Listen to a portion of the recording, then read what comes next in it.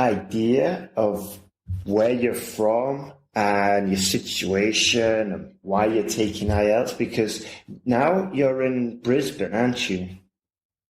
Yes. I am now living in Brisbane, in Australia. I am from Brazil, to be more specific, from Rio de Janeiro.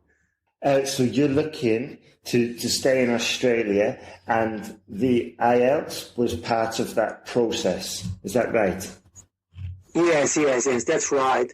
The thing is, I have actually two options here to stay here further. Actually, three options. The first option is to extend my student visa, which is not the best option because you're going to spend more money than you were expecting. The second option is to get a sponsorship. That's one of the options that I'm trying right now. I'm looking for a job, and if a company wants to sponsor me, that could work. And the third option, and that's because I need the IELTS, it's to apply for the skilled visa. That's how they name this kind of visa here.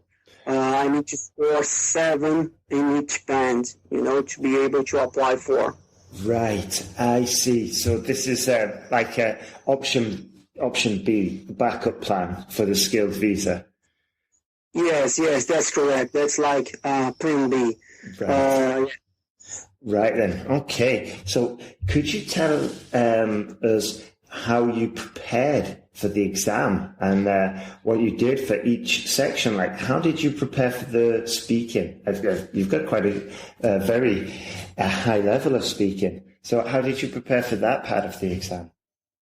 Actually, my speaking wasn't that good. No. My writing and my listening were the best of the 4 bands. Actually, and also that was my second attempt. First one I took last year in Brazil, when back there I scored 7 in listening, 7 in speaking, 9 in reading, and 6.5 in writing. But as I said before, I need 7 in each band right now, and I just took my second try last week.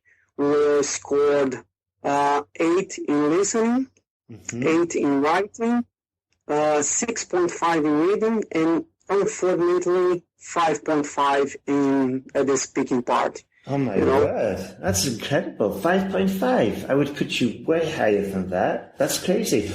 What happened in the speaking? Were you nervous? Did you get difficult questions? Yeah, no, actually the questions weren't that difficult. I believe what happened was that after my writing part, I thought I had failed.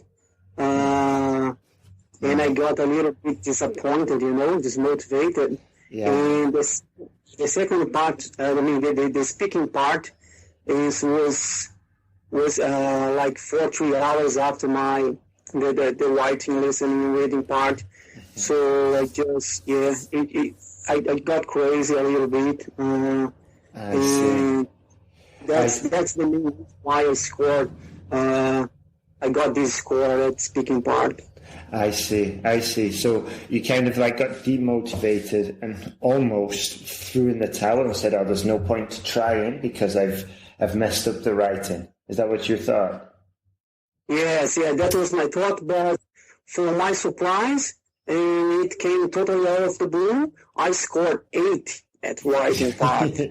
I know, this is like a jump of 1.5, isn't it? Wow, so you went from 6.5 to 8. That's incredible. Well done, Felipe. Well done. That's genius. Well, thank you as well, because your tips, you corrected my essays, were so, it's so worth it, So yeah, that made the difference. Thank you. One other thing I wanted to ask you, Can I just go back to the speaking, because I think there's a very important lesson there for the students that, so if you were going to do the exam again, would you just keep going at everything as though, I guess the best mindset to have would be to go at it like, okay, I just got a 9 in the writing and I'm going to get a 9 in the speaking and I'm going to get a 9 in the listening, would that is, how are you going to approach the next exam you do? Yes, well, I will follow exactly as you just mentioned. Yeah. I believe that where I failed was because I just practiced the listening, reading, and the writing part. I was so confident about my speaking that I decided to not practice it in a daily basis. But now for the next attempt, for sure I'll be practicing. Actually, I have started yet already. Right. I'm practicing all of the bands, of the components, of the IELTS components in a daily basis. And for the speaking part, especially, what I aiming now and what I'm doing right now, I'm practicing. I have a couple of friends that they are training and practicing for IELTS as well, and we are doing like with a real test, Mock tests. Yeah, that's the word that I was looking for. So we are practicing mock tests in a daily basis. Right. Okay, that's a good idea. That's a great idea, actually. All right, so, and you're doing that with local companies, or are you doing that with friends? I'm doing it with friends right now. I'm living in Australia, so there are a lot of nationalities here, if you know what I mean. So I have a couple of friends from Colombia, here from Australia, from Spain. They also have a really good English, and I'm practicing with them, and also trying to improve my English for the exam indeed. Yeah. Okay, fantastic. Now, just going back, I tell you what, Felipe, what we can do, if you want, at the end of the interview, we can do a mock speaking, yeah? And I can maybe give you some tips as we go through the speaking thing, just to say thank you for doing the interview. Is that okay? Yes, it is. Sounds like a plan. Sounds perfect. Awesome. Okay. Well, let's just go back to the writing. So you went from 6.5 to a band 8. That's a massive jump. Now, could I just ask you, because I'm curious, because I want to improve the sentence guide, that you were using the sentence guide, weren't you? The online course, the video modules. Yeah. Yes. I'm practicing based on your tips and your guides. Excellent. Okay. Could I ask you what helped you the most from all of the video tutorials? Well, two things. First of all is that practicing every day, I mean, you have to get a couple of hours during your day to practice and to improve yourself. Write down at least one letter. In my case, I'm trying the general exam, so I'm practicing and doing at least one letter and one essay per day. So practicing.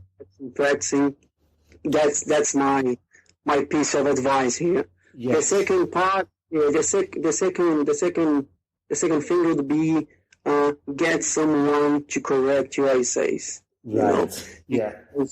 Because you can understand, you can see where you are making mistakes, and you'll be improving yourself. So the next time, you probably will not commit the same mistake that you just committed before, So, yeah. Absolutely, yeah. Solid advice, because it's impossible. It literally is impossible to discover all the mistakes on your writing. Maybe you can look at it for 3 or 4 hours and pick up 10 or 20 mistakes, or maybe correct about 80 or 50, 60%, depending on your level. But unless you get somebody who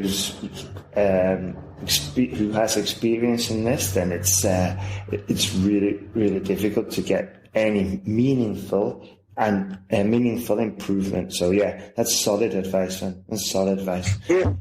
Moreover, if you are not correcting, if you not have anyone correcting your essays, so you don't know where you are making mistakes, how can you improve? Exactly. You will probably be doing the same mistakes. Absolutely. So, yeah, absolutely. And I think as well, a very important point that you mentioned was actually putting in the work and writing the essays, not just buying a textbook online or going to the shop or buying an IELTS book. It's actually putting in the work and writing every day, and just it's basically, I see it like a sport. I see it like a sport. If you're not practicing every day, then your skill is going to diminish. It's going to get worse, and you're not going to improve. So that's the way I see it. I see it more like a sport, and I'm a coach, and just got to keep on it. Basically, put in the hours. Yes, listening to the specialists like you, because you can get pieces of advice from everywhere, from everyone.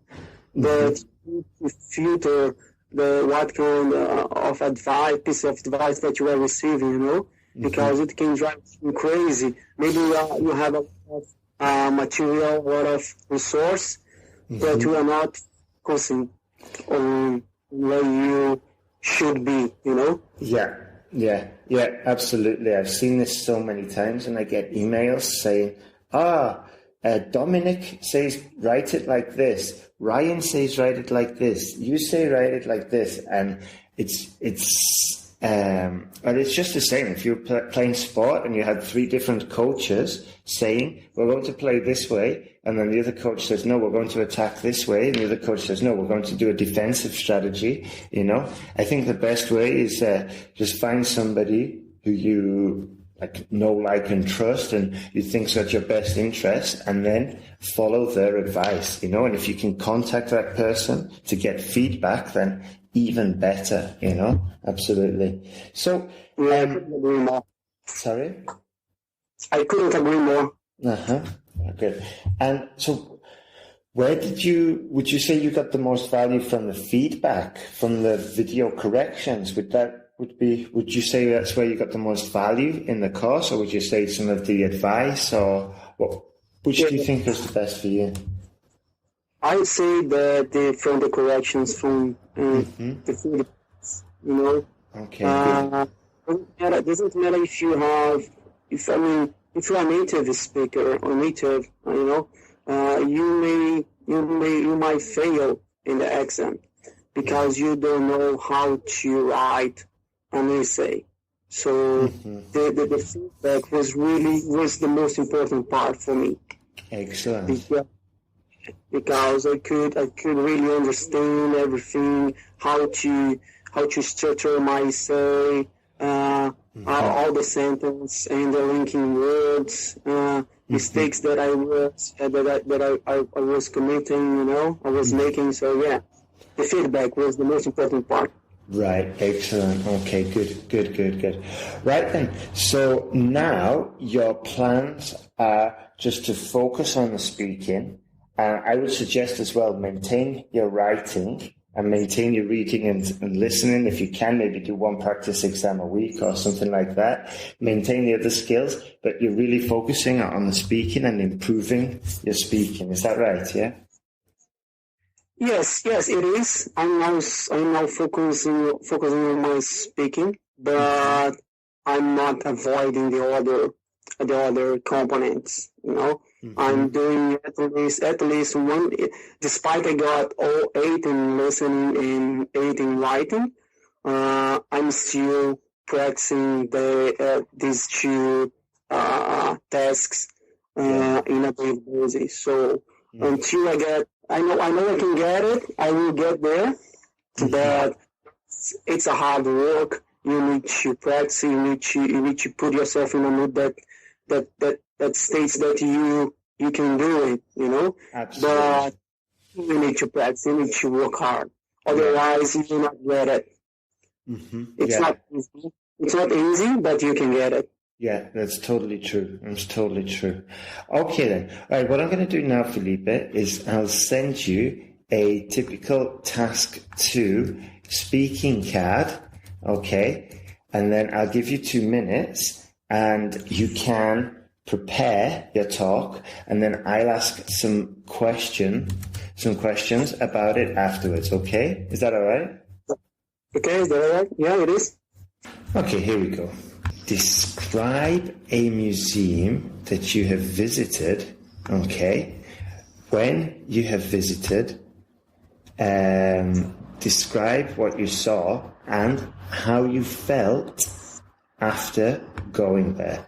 I'll just put that in the chat so you can see it, and then I'll give you 2 minutes, starting now, to prepare, okay? Could you start your talk, please, Felipe? Okay, well, recently I visited the Brisbane Museum. To be more specific, it was 2 weeks ago, as I am now living in Brisbane.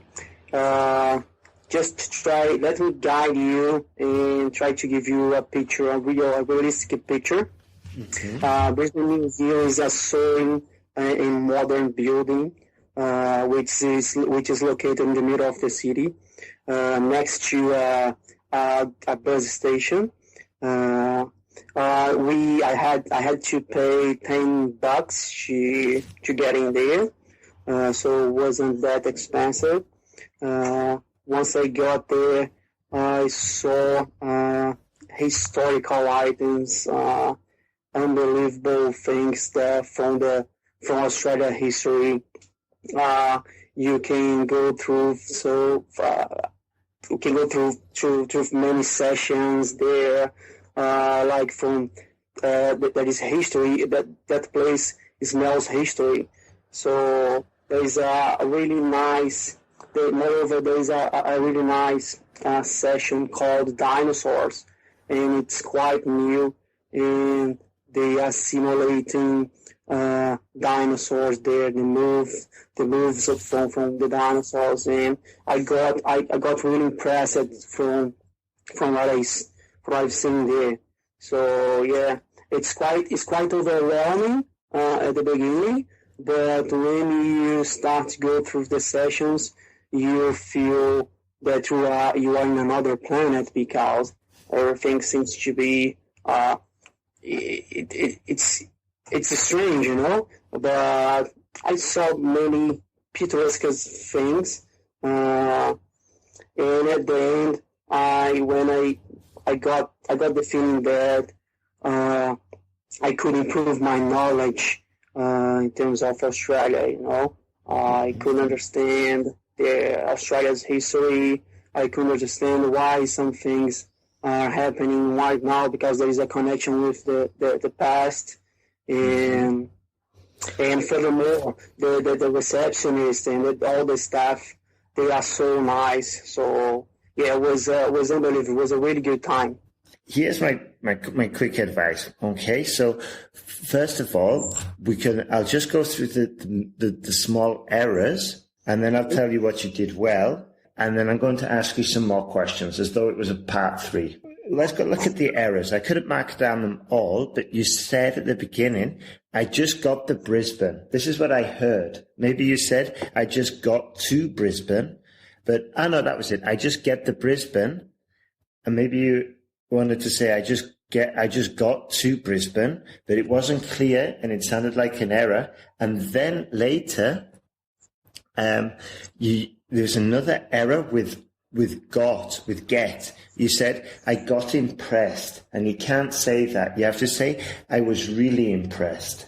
Okay? Got it. Okay. Yeah? So one tip for you would be to look at how to use get and try and use it more in your speaking, and try and get some native speakers. Just say, look, I'll buy you a beer if you just listen to me talk about museums or my family or a favorite place or whatever, just listen and just try and mark down when I use get, or record yourself using get a few different times, because you need to control that, because you'd have lost some points there. Another thing, you said it cost $10, okay, which is okay, but I would recommend you to make it not very formal, but just to bring it up a small level, because this is, it's like the Anglo-Saxon culture, and it's an official setting. It's half British Council, half IDP, So we don't want to be sort of like at the same level as we talk with our friends. We want to just, as though it was your boss, as though it's sort of like a bit semi-formal interview. That's the way you need to look at it. So I would have said dollars instead of books. And then what you did really well was you used some good vocabulary, some good adjectives, like it was overwhelming. That was fantastic, Felipe. Well done. Then you used a collocation perfectly. You said from another planet, And the more collocations you use like that, the more the more you sound like a native speaker. So continue that. And another collocation that you used perfectly was connection with the past. So fantastic work there. Fantastic. Now, what I'm going to do is ask you some questions. It may seem like I'm repeating the same questions, or you're giving the same information. And this is a technique that an examiner will use on you to see basically if you can say the same information in a few different ways, okay, without repeating yourself, because then it shows you've got ability. What did you like most about the museum?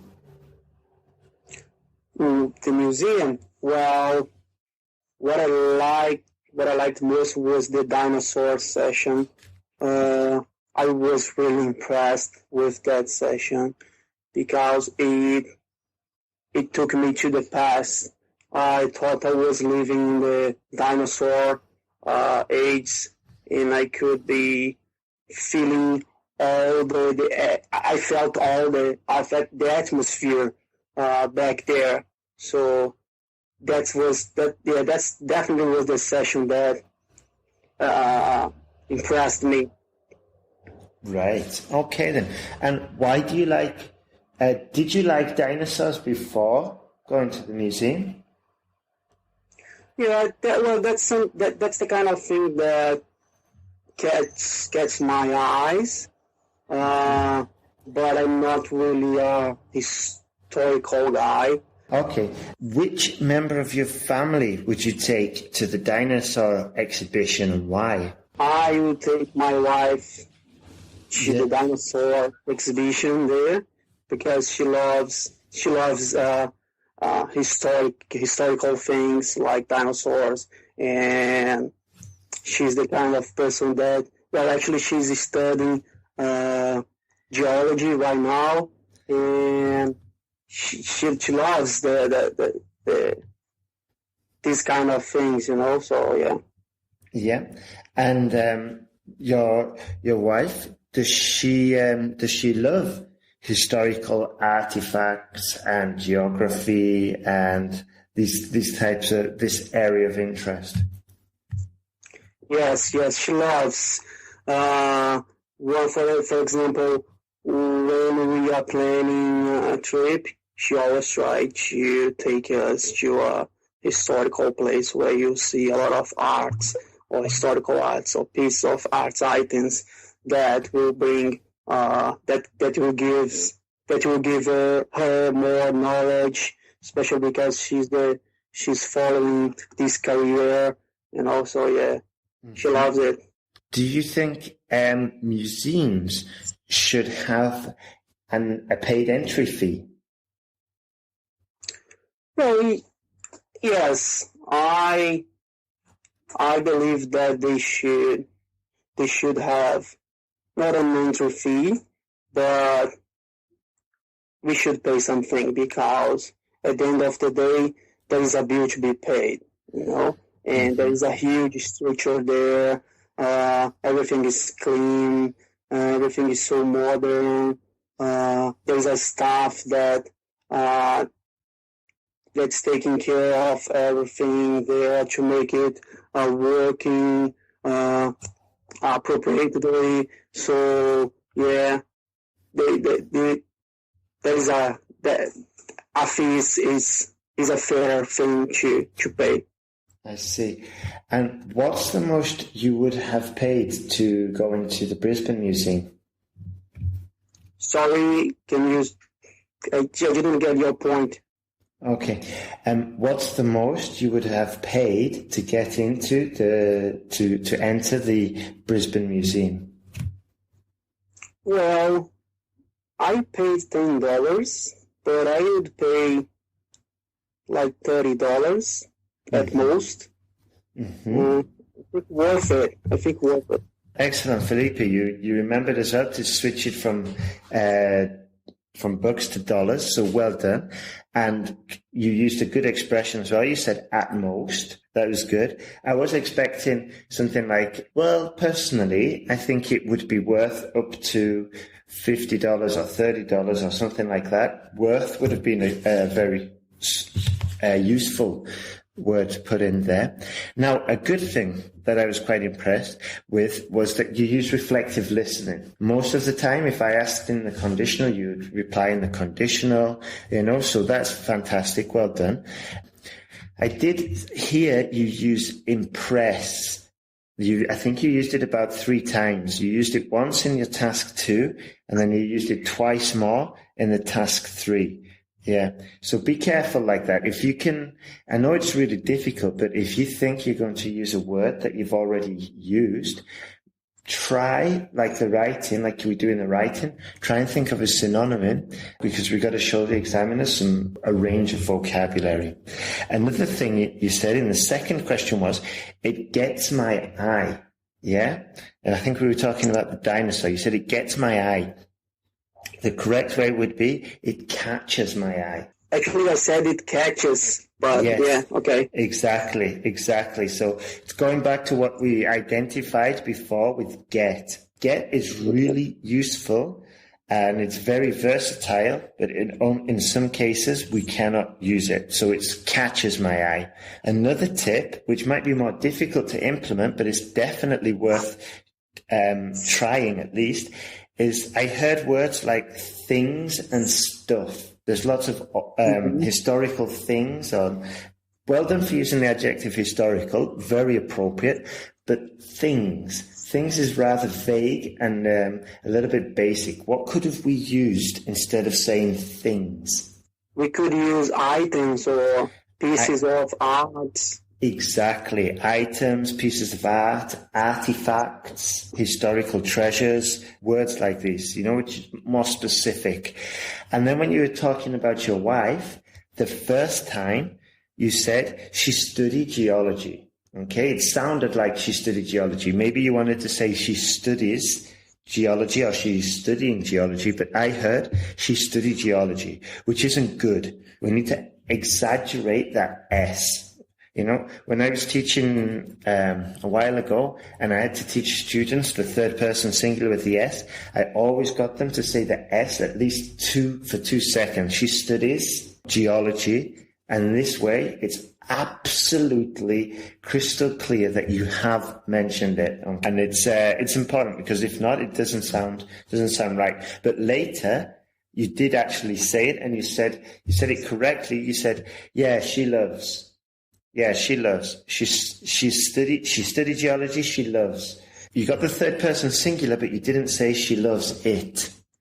Okay, you need to finish that. So be careful with that. Yeah, well done. And then I think we got on to the questions of how much would you pay and stuff like that, where you use that collocation. At most, I would pay $30. Well done there, Felipe. Well done. Good. I think. Thank you. You're welcome. I think if I were you, I would get some speaking tasks recorded, and then try and get some feedback like I just gave you. On the speaking course, which I'll give you access to, just to say thank you for doing the interview. I'll give you access to it.